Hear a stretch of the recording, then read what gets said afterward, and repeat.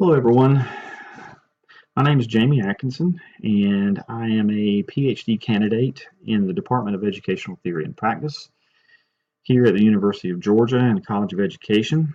And today I am going to be getting into another topic that is related to a whole series of discussions I've been having on critical qualitative research. More specifically, this is a lesson or part 3 of a series introducing and examining the paradigmatic elements related to critical qualitative inquiry, and would like to get into that with you today. And it shouldn't take too long. Hopefully, it shouldn't take more than about 10 minutes of your time. So earlier in this series, I discussed how it is often difficult for novice researchers and beginning graduate students to understand the philosophical terrain related to critical qualitative inquiry, and in general, qualitative research. I remember my own difficulty when I began my doctoral program here at UGA. Words such as ontology and epistemology and axiology and paradigms and methodologies, all that seemed foreign to me. And I felt like I was kind of behind the curve in my first qualitative inquiry class, Qual 8400. So I had to do a lot of my own research and a lot of my own investigation to try to kind of fill in the gaps of what I felt like I should have already had coming into that class. Hopefully, as this instructional series continues, you will begin to feel more comfortable utilizing and applying these terms in your own practice. We have already discussed ontology and epistemology. So today, there again, I just want to take about 10 minutes of your time to introduce you to the term axiology and how it is incorporated within qualitative projects. So there again, we're going to cover axiology. I will briefly describe what that term means and how it fits within your critical research.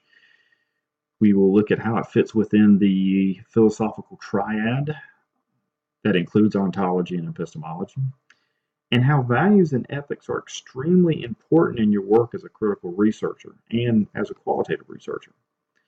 We will finish with an example that will allow you to dive into a research article to see if you can identify the different philosophical components and gain practical skills in identifying a researcher's use of paradigmatic elements. Remember, for those that may not remember, a paradigm is a set of concepts or thought patterns that include a variety of theories and methodologies, methods, practices, and standards that a researcher utilizes to center their research. They position themselves within a particular paradigm.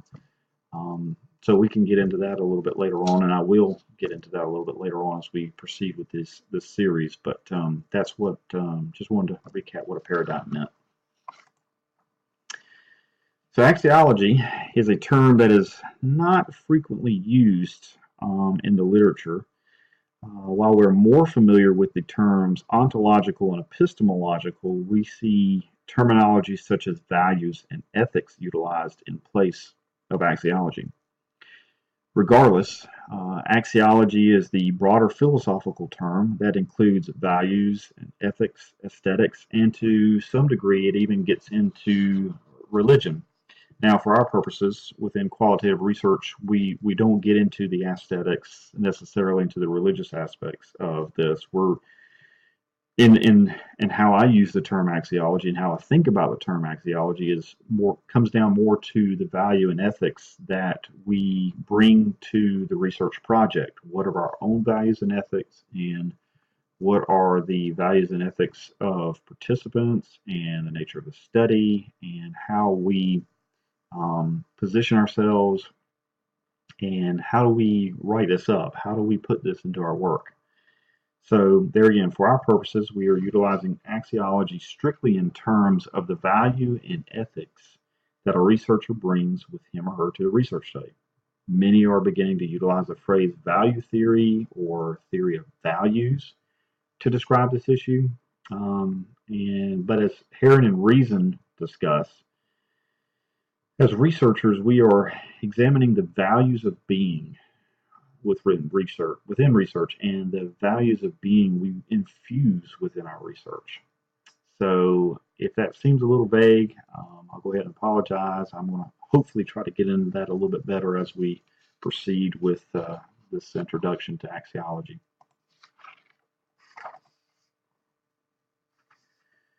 As Denson and Lincoln discuss, axiology belongs within the basic beliefs that a researcher brings with them to the inquiry process. Axiology contributes to the identification of a research paradigm. Researchers either knowingly or unknowingly will include value judgments when determining which problem to investigate and how to investigate that problem, the choice of a particular research paradigm, how they associate themselves with the participants of the study, particular theories, methodologies that they choose, and how all of that is incorporated and relates to the actual participants and objects and contexts within the study. This should become apparent within the research study. That's part of the job of the researchers, to bring the values and ethics to light and elucidate those for their audience so that they understand how values and ethics are embedded within the research process. Specifically speaking to ethics, does the researcher take on a deontological ethical positioning or a teleological ethical positioning? We haven't really delved into those words too much, but what they basically mean in terms of ethics is, with a deontological ethical position, are we viewing the ethics of the research from this perspective as what is right and just and what we ought to do or what ought to have been done? Does the researcher have a more utilitarian perspective, which would be the teleological ethical position? Basically, that suggests that the end justifies the means. So what's the greater good? Even if we are getting at information that we need to help out the greater good or bring to light something that's going on as a critical researcher, we've got to be careful with looking at it from a utilitarian perspective, because there can be harm done in the course of a research project, even if we feel like that research project is trying to get to a greater good. So just some ethical concerns that we have to have as we proceed, and how those ethics also are embedded within the values that we bring to research. That's going to be a critical perspective to follow as we proceed with this series. In relation to critical qualitative inquiry, all researchers bring values to the study. Often that includes ideas and values related to social justice and modes of emancipation. So how do researchers go about the research in this manner? How are the values such as social justice brought to bear on practice? How do those values contribute to how we bring social justice to bear on practice? Researchers must position themselves within the study to reflect these values and ethics. As researchers, we also must acknowledge that information and knowledge itself is value-laden, including biases and alternative ideological positions. So how do we account for that and acknowledge this fact in our findings? And I think that comes down to the very specific ways in which we write up our findings. Do we elucidate there again for our readers how we have gone about our research and what we have done to make sure that our biases are evident? What's the reflexive acts that we go through to really think about how we are infusing our own values and ethics into our judgments of our findings and our interpretations of our findings, I should say. So in critical inquiry, we want to be as reflexive as possible. We want to be upfront about our own ideological stances, our own ethics and value judgments. And how do we account for that and acknowledge this in everything that we do? In critical inquiry, we have to make sure our audience understands not only the importance of critical research, but are well aware of how we position ourselves with our participants, so the audience can also make these value judgments. Much of the qualitative work is evaluative and normative, but with issues of value, it must be explicated within the body of our work. Axiology is one of the three philosophical pieces that tends to be embedded within the research paradigm of qualitative inquiry. It forms this triad of ontology, epistemology, and axiology. It is in this interaction that a researcher begins to develop specific ideas on inquiry and the methodological frameworks that eventually they choose to conduct their research, or how they eventually choose to conduct their research. There are foundational questions that you have to ask of yourself as a researcher. What is the nature of reality, and what does that look like for you as well as your participants? How do you come to know the nature of reality? How do your participants come to know the nature of reality, and why does that matter? And how does that influence one's interactions within society? What are the subjective values, the normative and evaluative processes that contribute to the accumulation of data and the interpretation of data? How is this all positioned and explicated within the study findings? These are all aspects of the study that we have to kind of keep in the back of our mind as we proceed.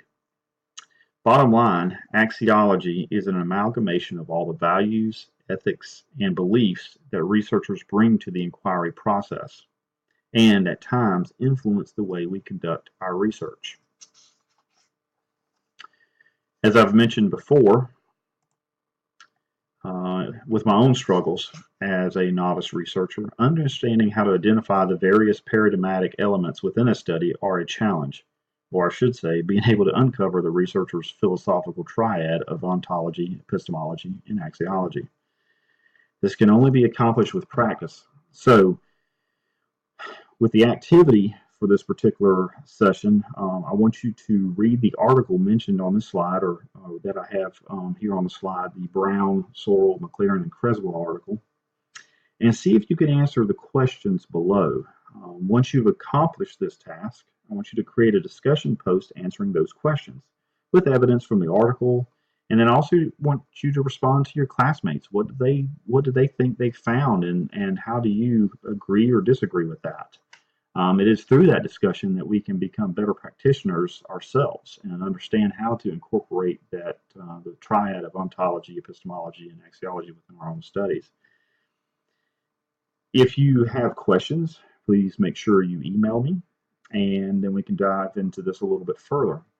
As always, on issues such as philosophy, I would encourage you to dig deep. Read a broad variety of philosophical works as well as qualitative studies. And that should be able to start informing you in the nature of your own type of research that you want to engage in. It will also help you be able to formulate your own ontologies, epistemologies, and axiology, your own paradigmatic elements. I invite you to begin that journey sooner or later, hopefully sooner. Hopefully this short lesson helped with understanding the term axiology a little bit. On the following slide, I have a small list of references that may help. So go ahead and try that activity. Read through the article, see if you can find those paradigmatic elements. And those are your references, and hopefully they will help inform your studies a little bit better. And the next time that we meet, the next time I'll have a session, we will be getting into methodologies and how methodological frameworks will incorporate these different paradigmatic elements. So I hope everybody takes care, and thank you.